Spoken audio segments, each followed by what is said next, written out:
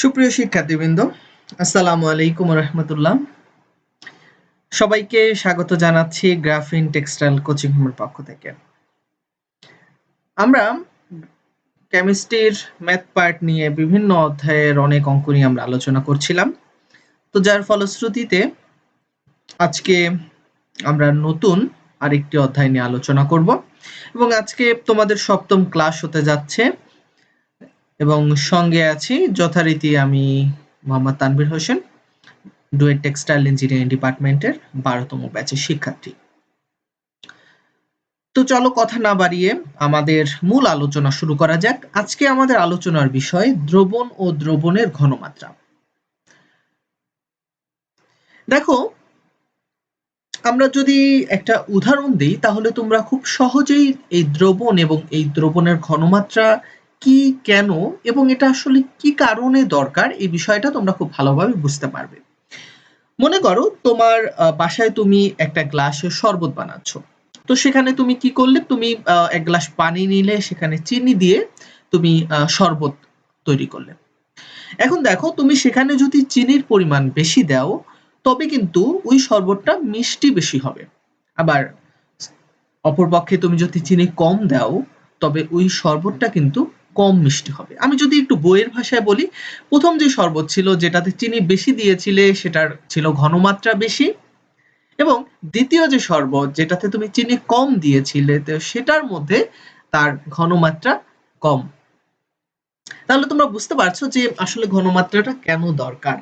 আমরা এটা যদি কেমিস্ট্রিতে চলে যাই, যে আমার একটা অ্যাসিডের ক্ষেত্রে কখনো দরকার এমন অ্যাসিড যেটার ঘনমাত্রা খুব বেশি দরকার, আবার কখনো দরকার লঘু বা কম ঘনমাত্রার অ্যাসিড। সুতরাং এটা প্রকাশ করার একটা যেমনি ভাবে পদ্ধতি দরকার, তেমনি ভাবে এটার আমাদের প্র্যাকটিক্যাল অ্যাপ্লিকেশনে যে একটা বড় ভূমিকা রয়েছে এটাও কিন্তু আমাদের বোঝা দরকার।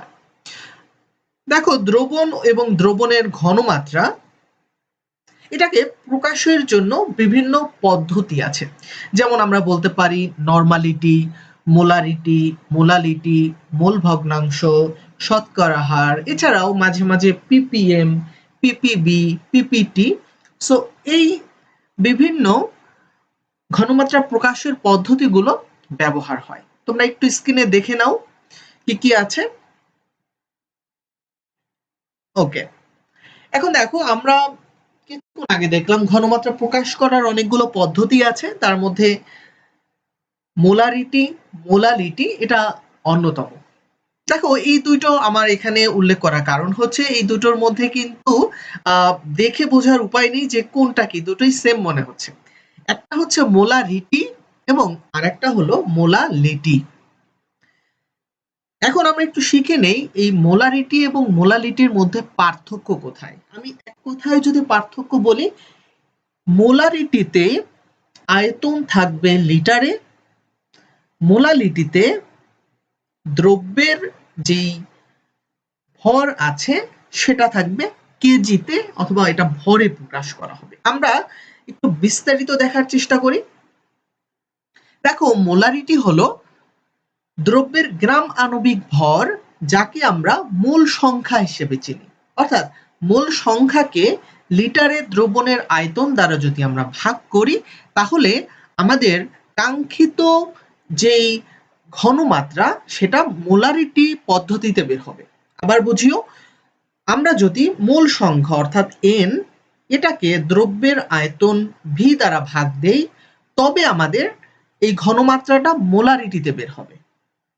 আমরা এন বা মোল সংখ্যা মানে কি কি শিখেছিলাম, জি বাই এম, অর্থাৎ ভর বাই আণবিক ভর, তাই না? এখন সেটা যদি আমরা এই সূত্রতে বসাই তবে কিন্তু আমরা পাই মোলারিটি সমান জি বাই এম ভি। আমি আবারও বলছি, মোলারিটি এম সমান জি বাই এম ভি। এখানে ছোট এম মানে হলো আণবিক ভর। আশা করি তোমরা বুঝতে পেরেছো। এখন দেখো, মোলালিটিতে কি হবে। প্রথমে শিখেছি মোলারিটি, এখন বলছি মোলালিটি। দেখো, আগের মতোই সবকিছু। মোলালিটি হলো দ্রব্যের মোল সংখ্যা, পার্থক্যটা শুধু দ্রাবকের ভর কিলোগ্রামে। আগে ছিল কি দ্রবণের আয়তনটা লিটারে, এখন দ্রাবকের ভর কিলোগ্রামে। জাস্ট এইটুক পার্থক্য তুমি যদি মনে রাখো, তুমি খুব সহজেই সেটা বুঝতে পারবে। ওকে, সো নর্মালিটি আলোচনা করার আগে আমরা এটা একটু শেষ করে নিই যে এম সমান এন বাই ডাব্লিউ তুমি শিখেছ। এখন এই জি বাই এম ভি লেখো। জি বলতে আমাদের দ্রব্যের ভর, ঠিক আছে, এবং এম এবং জি এটা আমাদের আসবে কেজি। লক্ষণীয় যে দেখো আমাদের কেজিতে কিন্তু দুটোই প্রকাশ করতে হবে, দ্রব্যের ভরটাকেও তোমাকে কেজিতে প্রকাশ করতে হবে, আগে যেটা গ্রামে প্রকাশ করেছিলাম। এবার আমার যেই এমটা আছে আণবিক ভর, এটা অ্যাজ ইউজুয়াল, আর ডাব্লিউ যেটা আছে দ্রাবকের ভর কেজি, অর্থাৎ দ্রব্য এবং দ্রাবকের ভর দুইটোই যদি কেজিতে প্রকাশ করি তবে সেটা আসে মোলালিটিতে। ওয়েল, তোমরা বুঝতে পেরেছো। এবার দেখো আমরা একটু আলোচনা করি নরমালিটি কি এবং এর সূত্র কি হবে। নরমালিটি হলো দ্রব্যের গ্রামতুল্য সংখ্যা এবং দ্রবণের আয়তন লিটারে। অর্থাৎ নরমালিটি এটাও একটা ঘনমাত্রা প্রকাশ করার পদ্ধতি, বহুল পরিমাণে ব্যবহৃত হয়। আগের মতো আমার আগে যেমন আমার উপরে ছিল মোল সংখ্যা, নিচে ছিল আয়তন, এখানে নিচে আয়তনটা ঠিক আছে, উপরে শুধু দ্রব্যের গ্রাম তুল্য সংখ্যা। আবার দ্রব্যের গ্রাম তুল্য সংখ্যাকে আমরা বলতে পারি সমান দ্রব্যের ভর ভাগ ই। ই বলতে বোঝায় তুল্য ভর। তাহলে মনে রাখো নরমালিটিকে এন দ্বারা প্রকাশ করব, নরমালিটি সমান জি বাই ই ভি। ই হলো তুল্য ভর। এখন তোমাদের মনে প্রশ্ন আসতে পারে যে আমরা তুল্য ভরটা কিভাবে বের করব? আমরা তো আণবিক ভর জানি, কিন্তু তুল্য ভরটা আসলে কিভাবে আমরা বের করব? খুবই সহজ। আমরা যদি অ্যাসিডের ক্ষেত্রে তুল্য ভর বের করি তবে কি হবে, অ্যাসিডের আণবিক ভর বের করব এবং এটাকে আমরা ভাগ দেব অ্যাসিডের ক্ষারকতা দিয়ে। যেমন আমরা হাইড্রোক্লোরিক অ্যাসিডের কথা বলতে পারি HCl। HCl এর ক্ষেত্রে কি হবে, হাইড্রোক্লোরিক অ্যাসিডের আণবিক ভর আমরা বের করলাম কত, 36.5। এখন এই 36.5 কে যেহেতু হাইড্রোক্লোরিক অ্যাসিডটা হচ্ছে কি এক ক্ষারকীয়, তাই না? তো এখানে আমাদের 1 দিয়ে ভাগ দিতে হবে, অর্থাৎ এখানে তুল্য ভর হবে 36.5। সিমিলারলি আমরা যদি সালফিউরিক অ্যাসিডের ক্ষেত্রে বলি, সালফিউরিক অ্যাসিডের আণবিক ভর কত হবে, 98।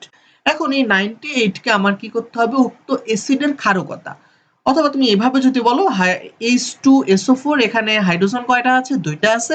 সো H2, এই 2 দিয়ে যদি তুমি ভাগ দাও তবে তুমি পেয়ে যাবে 49, সেটা হবে কি তুল্য ভর। সিমিলারলি আমি যদি ক্ষারের ক্ষেত্রে বলি তবে কি হবে, ক্ষারের অ্যাসিডতা দিয়ে, যেমন আমি সোডিয়াম হাইড্রোক্সাইড দিয়ে হলে আমি 1 দিয়ে ভাগ দেব, ক্যালসিয়াম হাইড্রোক্সাইড হলে ক্যালসিয়ামের জন্য আমরা কি CaOH2 লিখি, তো সেক্ষেত্রে আমি 2 দিয়ে ভাগ দেব। সো এভাবে তোমরা আশা করি পারবে তুল্য ভরটা বের করতে। ওয়েল, সো আমরা এখন একটু দেখার চেষ্টা করি মোলারিটি এবং নরমালিটির মধ্যে আসলে সম্পর্ক কি। মোলারিটি এবং নরমালিটি, আগে যে সূত্রটা আমরা কিছুক্ষণ আগে শিখলাম, সো এই দুটো জিনিস যদি আমরা বসিয়ে দিয়ে একটু সিম্পলিফাই করি তাহলে কিন্তু আমরা পেয়ে যাচ্ছি নরমালিটি সমান মোলারিটি গুণন আণবিক ভর বাই তুল্য ভর। সো এই আণবিক ভর বাই তুল্য ভরকে কিন্তু তুল্য সংখ্যা বলা হয়। সুতরাং নরমালিটি সমান মোলারিটি গুণন তুল্য সংখ্যা, এটা আমরা নতুন একটা সূত্র পেলাম। যদি আমার একটা অঙ্কে মোলারিটি দেওয়া থাকে, নরমালিটি বের করতে বলে, তবে শুধুমাত্র তুল্য সংখ্যা দিয়ে যদি আমি ক্যালকুলেশন করি তবেই কিন্তু আমরা খুব সহজেই অপর মানটি বের করে ফেলতে পারবো। So let's have a look on the next topic. আমরা এক নজরে সূত্রটা একটু দেখার চেষ্টা করেছি। মোলারিটির ক্ষেত্রে জি বাই এমভি, নরমালিটির ক্ষেত্রে জি বাই ইভি, এবং এই দুইটার মধ্যে একটা সম্পর্ক। ওয়েল, এখন দেখো যে 50 মিলিলিটার, আমরা প্রথম অঙ্কে চলে যাই। এতক্ষণ আমরা আলোচনা করলাম এই টপিকটা নিয়ে এবং এই রিলেটেড যেই তোমার গাণিতিক যেই টার্মগুলো রয়েছে, বিভিন্ন সূত্রগুলো রয়েছে, এগুলো নিয়ে আমরা আলোচনা করলাম। সো এখন আমরা একটু আলোচনা করব যে প্রথম ম্যাথটা আমাদের কি হবে, এই রিলেটেড ম্যাথ আসলে আমরা কিভাবে সলভ করব। দেখো 50 মিলিলিটার ডেসিমোলার দ্রবণে কত গ্রাম সালফিউরিক অ্যাসিড থাকবে। আমার প্রশ্ন হলো 50 মিলিলিটার ডেসিমোলার দ্রবণে কত গ্রাম সালফিউরিক অ্যাসিড থাকবে। এখন দেখো তুমি বুঝতে পারছো যে মিলিলিটার আছে মানে এটা একটা আয়তন আমরা পেয়ে গেছি, মোলার বলতে আমার মোলারিটি বের করতে হবে m, সালফিউরিক অ্যাসিড আছে মানে সালফিউরিক অ্যাসিড আণবিক ভরটা আমরা 98 এটা বের করতে পারবো।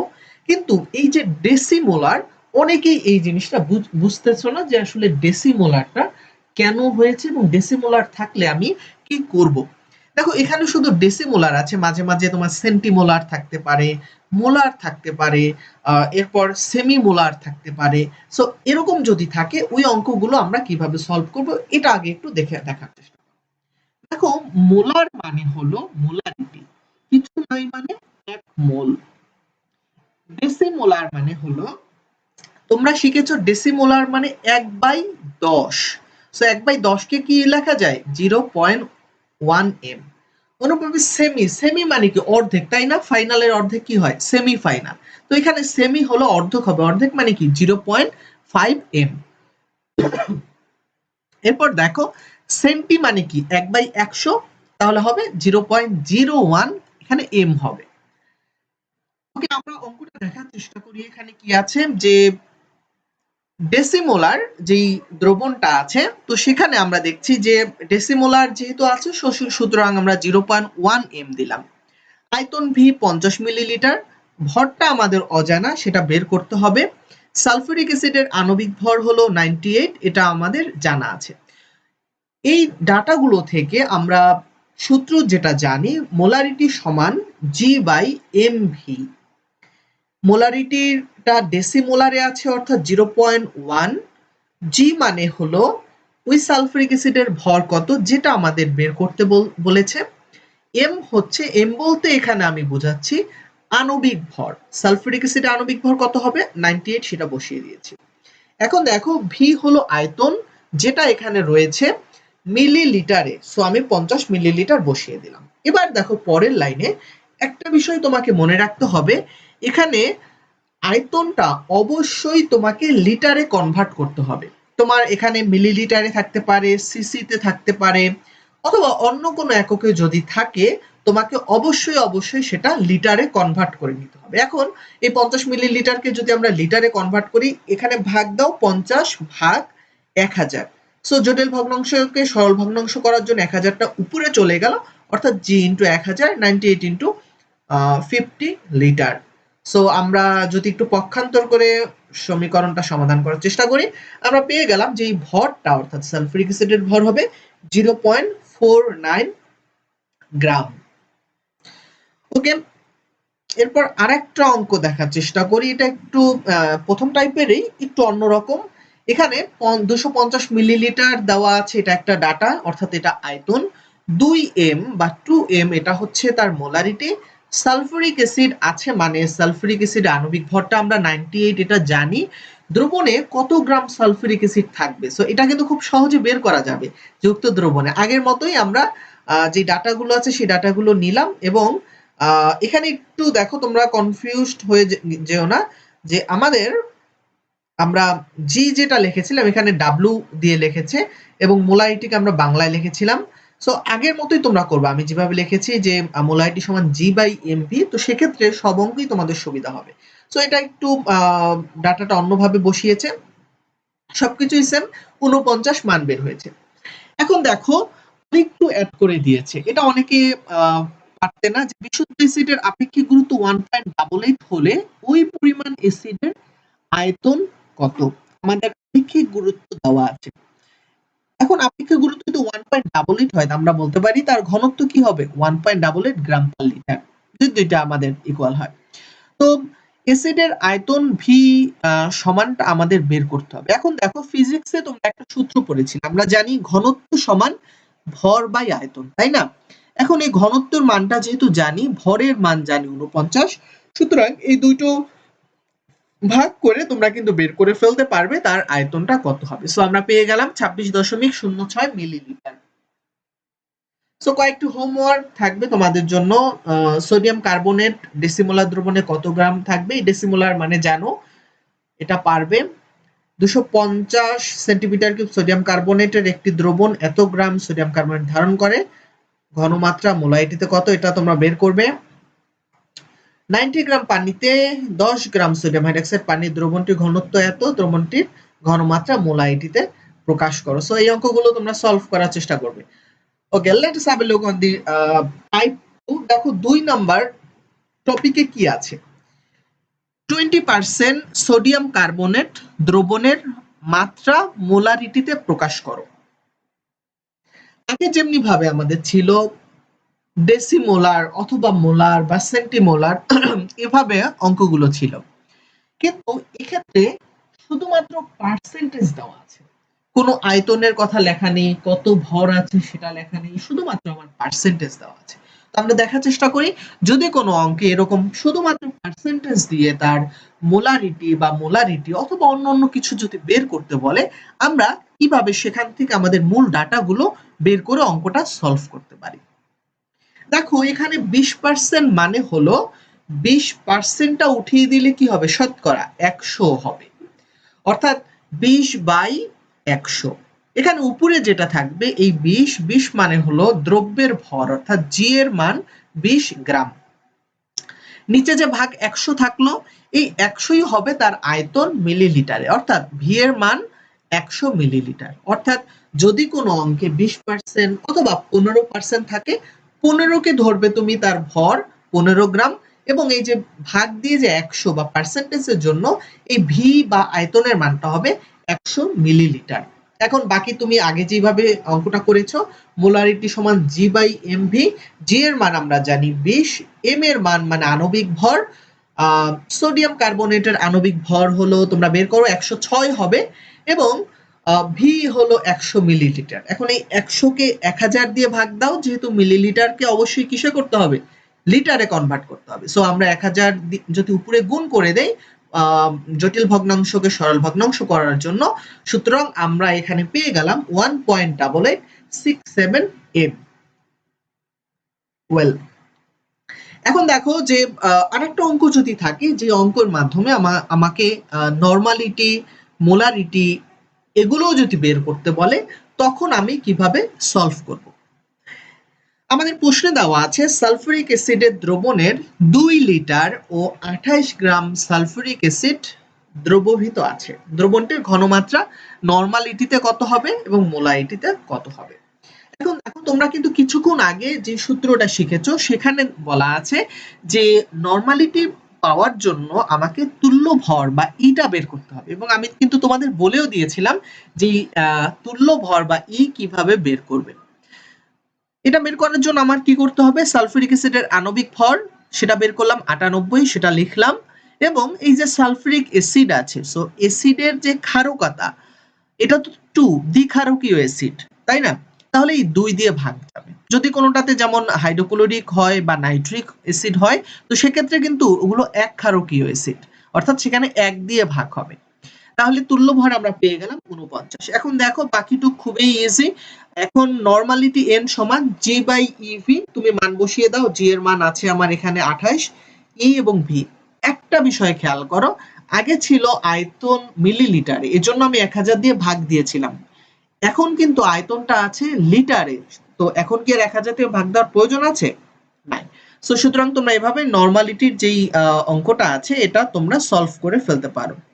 সিমিলারলি আমরা মোলারিটির অঙ্কটা জি বাই এম ভি, এম এবং ভি আমরা সলভ করতে পারি। মোলারিটি যদি বলে, সেক্ষেত্রে আমরা কি করব, মোলারিটির ক্ষেত্রে আমার আছে 28, আর এক্ষেত্রে দ্রাবকের ভর কেজিতে আমার বলা আছে, ব্যবহৃত পানির ভর 2 কেজি, সো 2 কেজি আমি বসালাম। এছাড়াও এম এর মান হলো 98। সো আমরা এভাবেই মোলারিটির অঙ্ক আমরা সলভ করতে পারবো। এবার আমরা শুধুমাত্র নরমালিটিটাকে ফোকাস করে একটা অঙ্ক করি। আগের অঙ্কটা তো ছিল নরমালিটি, মোলারিটি, মোলালিটি এই সবগুলো নিয়ে। এখন আমরা যদি শুধুমাত্র মোলারিটির একটা অঙ্ক করি, তখন কেমন হবে। দেখো 600 মিলিলিটার 0.75 এম সালফুরিক অ্যাসিড দ্রবণের এন, এন মানে হলো নরমালিটি, নরমালিটি কত। আমাদের ডাটা দেওয়া আছে, আয়তন আমরা লিখে নেই, আমাদের মোলারিটির মান দেওয়া আছে, সালফুরিক অ্যাসিড উল্লেখ করা আছে, তো এগুলো থেকে আমরা প্রয়োজনীয় ডাটাগুলো বের করে নেই। যেহেতু আমার মোলারিটি দেওয়া আছে, সুতরাং মোলারিটি দিয়ে শুরু করি।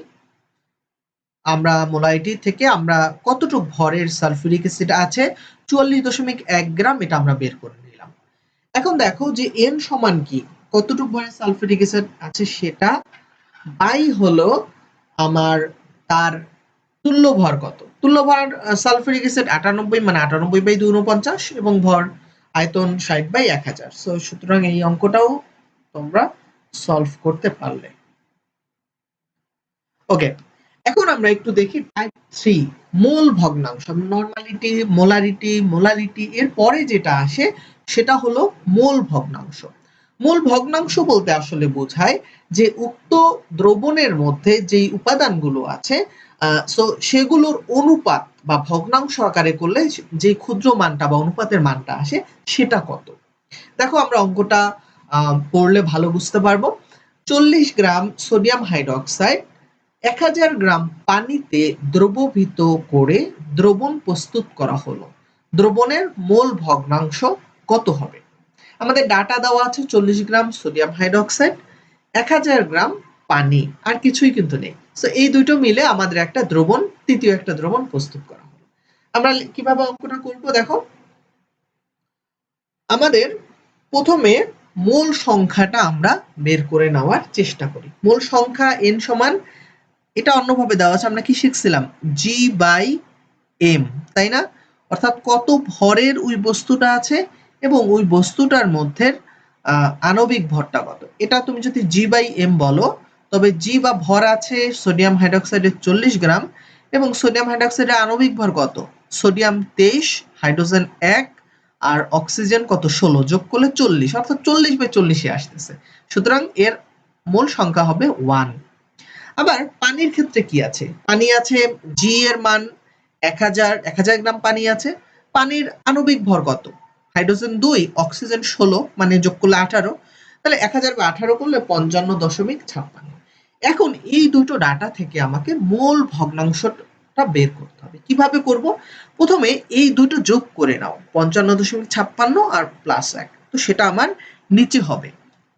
অর্থাৎ টোটালটার সাপেক্ষে আমার এই সোডিয়াম হাইড্রোক্সাইড এবং পানি, এই দুটোর সাপেক্ষে সোডিয়াম হাইড্রোক্সাইডটা কতটুকু আছে? কতটুকু আছে সোডিয়াম হাইড্রোক্সাইড? আমরা তো শুরুতেই বের করলাম 1, সুতরাং 1 দেই। তো এভাবেই কিন্তু আমরা মান পেলাম 0.018। অর্থাৎ আমরা যেটা করব, সোডিয়াম হাইড্রোক্সাইডের ক্ষেত্রে সোডিয়াম হাইড্রোক্সাইডের মোল সংখ্যা বাই টোটালটার মোল সংখ্যা। অনুরূপভাবে পানির মোল সংখ্যা কি হবে? পানির কতটুকু আছে? 55.56, উপরে 55.56, আর নিচে কি? এই 55.56 যোগ 1, মানে 56.56। সুতরাং আমরা কিন্তু খুব সহজেই এই মানটা বের করে ফেলতে পারি। আবার এই ম্যাথটা করার পর এটা শুদ্ধি পরীক্ষা কিভাবে করবে, যেটা হয়েছে কিনা এটা তুমি কিভাবে বুঝতে পারবে? সো সেটা বোঝার জন্য আমাকে করতে হবে, এই দুইটা যদি আমি যোগ করি তাহলে অবশ্যই 1 হবে, এবং 1 হলে এটা সলভ হয়ে যাবে। সো আরেকটা অঙ্ক তোমাদের হোমওয়ার্ক এই রিলেটেড, এটা সলভ করবে। এবার আমরা একটু দেখার চেষ্টা করি পিপিএম, পিপিপি এবং পিপিটি বলতে কি বোঝায়। তো এগুলোর পূর্ণরূপ হলো পিপিএম হলো পার্টস পার মিলিয়ন, পিপিপি হলো পার্টস পার বিলিয়ন, এবং পিপিটি হচ্ছে পার্টস পার ট্রিলিয়ন। এখন দেখো যে একটা দ্রব্য এবং দ্রব্য প্লাস দ্রাবক, সো এই দুইটোর যদি আমি পিপিএম মানে হলো 1 মিলিয়ন, মিলিয়ন মানে হলো 10⁶। সো এটা যদি আমি আমার যদি কোনো অঙ্কের দ্রব্য এবং দ্রাবক জানা থাকে তবে কিন্তু আমরা পিপিএম এভাবে বের করতে পারি। অনুভাবে পিপিবির ক্ষেত্রে কি 10⁹, পিপিটি ট্রিলিয়ন, ট্রিলিয়নের ক্ষেত্রে কি 10⁻12। এখন কোনো অঙ্ক যদি এরকম দ্রব্য এবং দ্রাবক যদি না জানা থাকে, যেমন এই অঙ্কটার কথা দেখো, 0.5 m ঘনমাত্রা সালফিউরিক অ্যাসিডকে শতকরা পিপিএম, পিপিবি, পিপিটিতে প্রকাশ করো। তো এক্ষেত্রে কিন্তু আমার কোনো দ্রব্য বা দ্রাবকের মানগুলো আমরা এখানে বের করতে পারি নাই। সো এটাকে আমরা যদি আমরা সলভ করার চেষ্টা করি, সহজভাবে করা যাবে।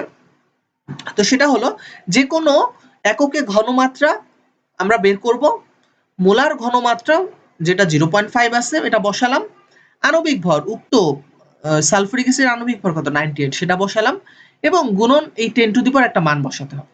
এখন দেখো আমি যদি পিপিএম এর ক্ষেত্রে কি শিখেছি 10⁶, কিন্তু এক্ষেত্রে একটু খেয়াল করো যে আমার মিলিলিটার এবং লিটারে কিন্তু একটা বিষয় আছে। এই আমরা জানি যে এই মূলাইটিতে যেটা হয় সেটাকে ১০০০ দিয়ে ভাগ দিয়ে পরে সেটাকে আমরা মিলিলিটার থেকে লিটারে নিতে হয়। তো এক্ষেত্রে এই যে 6 কে কিন্তু এই ৩ টা শূন্য বাদ যাবে। অনুরূপভাবে পিপিবি পার্টস পার বিলিয়ন যেটা আছে এখানে কি 10 টু দি পাওয়ার 9 ছিল। সো এই ৩ টা শূন্য বাদ দিলে 10 টু দি পাওয়ার 6। সিমিলারলি এটা 12 ছিল, এটা হলো 9। সো এভাবেও কিন্তু তুমি এই অঙ্কগুলো সলভ করতে পারো। সো আশা করি যে আজকের যেই লেকচারটা ছিল সেটা অনেক তোমাদের জন্য ফলপ্রসূ হয়েছে এবং অনেকগুলো টপিক নিয়ে তোমরা একটা ভালো গাইডলাইন পেয়েছো এবং আমাদের বই থেকে তোমরা বেশি বেশি অঙ্কগুলো প্র্যাকটিস করো। কোনো সমস্যা থাকলে জানাও, আমাদের কমেন্ট করো, গ্রুপে লেখো। সো তোমাদের সবার সুস্বাস্থ্য কামনা করছি। আজকের মতো এ পর্যন্তই। আল্লাহ হাফেজ।